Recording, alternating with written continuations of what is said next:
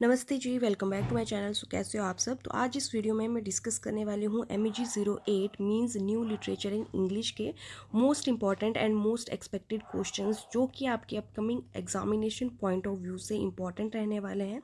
So important questions जानने से पहले मैं आपको बता देती हूँ कि MEG 08 का जो आपका क्वेश्चन पेपर स्टाइल है या क्वेश्चन पेपर पैटर्न जो है वो कैसा रहता है। So without any further delay video start करते हैं।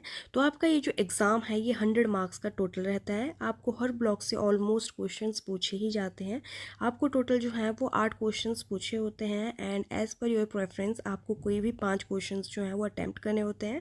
इसमें आपका एक क्वेश्चन जो है वो 20 मार्क्स का रहता है। तो आपको टोटल 5 क्वेश्चन अटैम्प्ट करने हैं। तो आपका ये जो एग्ज़ाम है ये 100 मार्क्स का कंप्लीट होता है।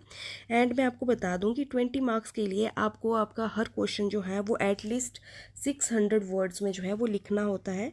तो ये तो था आपका क्वेश्चन पेपर स्टाइल। तो नेक्स्ट मैं आपको बताऊंगी ब्लॉक वाइज हर ब्लॉक के most important questions, plus video के लास्ट में मैं आपको ये भी बताऊंगी कि आपके कौन कौन से ब्लॉक्स हैं जो most important plus most easiest blocks रहेंगे एंड कौन से ब्लॉक्स हैं जिनको आप इजीली स्किप भी कर सकते हो। तो वो सब मैं आपको लास्ट में बताती हूँ।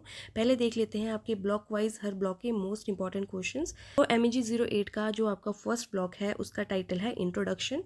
इसमें आपके जो इंपॉर्टेंट क्वेश्चंस बनते हैं वो मैंने मेंशन कर रखे हैं। सो हमारा फर्स्ट इंपॉर्टेंट क्वेश्चन है, is it correct to state that migrant intellectuals played a role in the institutionalisation of post colonial theory?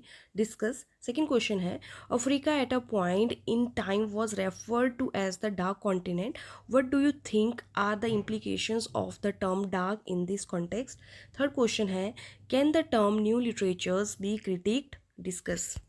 सो बढ़ते हैं हमारे नेक्स्ट ब्लॉक की ओर जो कि है block number second. And block second है हमारा a grain of wheat by गुगिवा थियोंगो।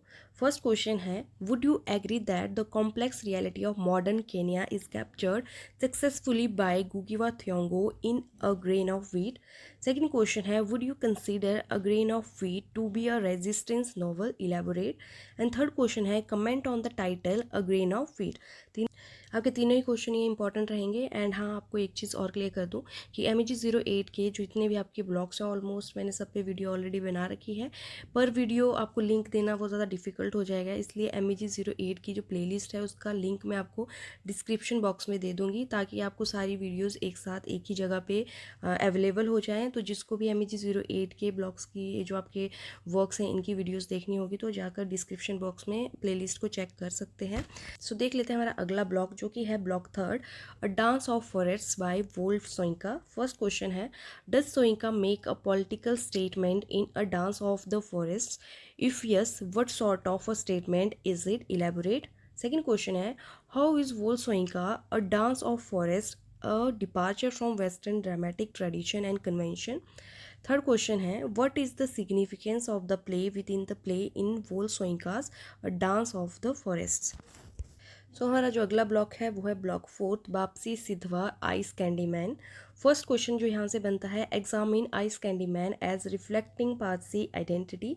सेकेंड क्वेश्चन है, how is human loss depicted in Bapsi Sidhwa's ice candy man? Explain. Third question है, examine the character of Lenny's mother and god mother in ice candy man. तो ये आपका important आपका एक topic रहता है आपका MEG 08 का। ये जो आपका वर्क है आइस कैंडी मैन, यहाँ से आपका क्वेश्चन आता है और इजी भी है ये वाला ब्लॉक आपका, तो आप इसको कवर अप जरूर से करके जाना। सो हमारा अगला ब्लॉक है ब्लॉक नंबर फिफ्थ जो कि है house for mister Biswas by VS Naipaul. First question आपका जो इंपॉर्टेंट है, what is a diasporic novel? Comment on a house for mister Biswas as a novel of diaspora. Next question है, would you agree that Naipaul uses the same material used in his earlier fiction in A House for Mr. Vishwas? Comment with example.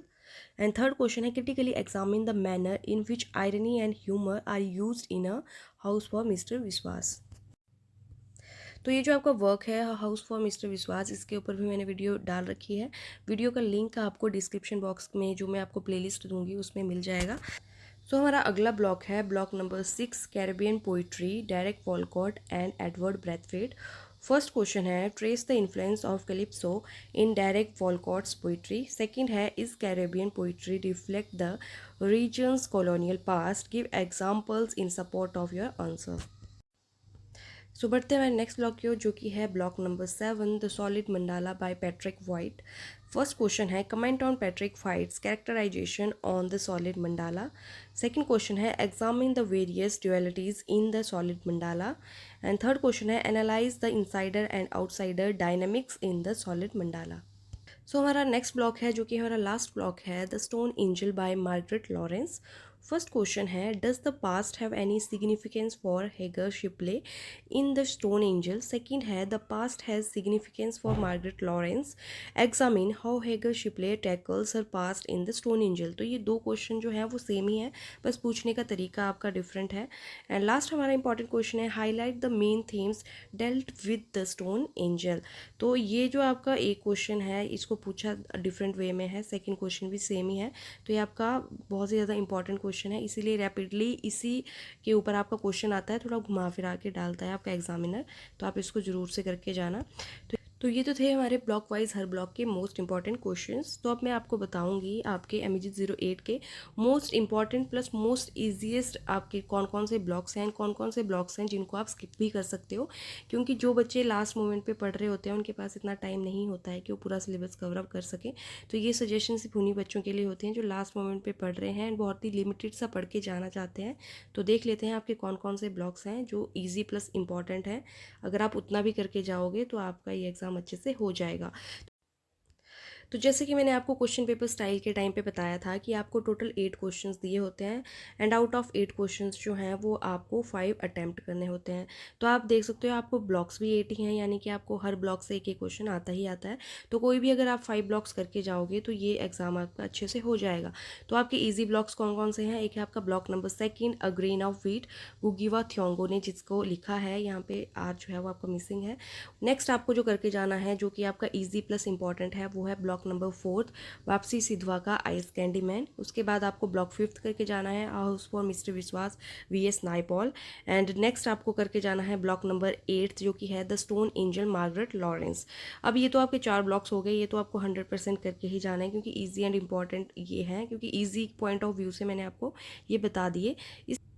तो इसके अलावा आपके जो 4 blocks बच गए, जैसे कि ब्लॉक नंबर 1 बच गया, ब्लॉक नंबर 3 बच गया, ब्लॉक नंबर 6 बच गया एंड 7 बच गया। तो अब इन चारों में से आपको जो भी आपको अपनी चॉइस का अच्छा लगता है आप वो कर सकते हो। वैसे मेरी रिकमेंडेशन के हिसाब से कंपैरेटिवली आपका जो ब्लॉक नंबर 7 है वो ज़्यादा ईजी है और क्वेश्चन तो यहाँ से आना ही आना है।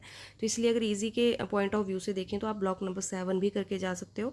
एंड अगर किसी को ब्लॉक नंबर 3 ईजी लगता है, एक बार आप वीडियो देख लेना जो आपको स्टोरी ज़्यादा अच्छे से क्लियर हो रही है, जिसके ऊपर आप कंटेंट ज़्यादा बेटर वे में लिख पाओगे।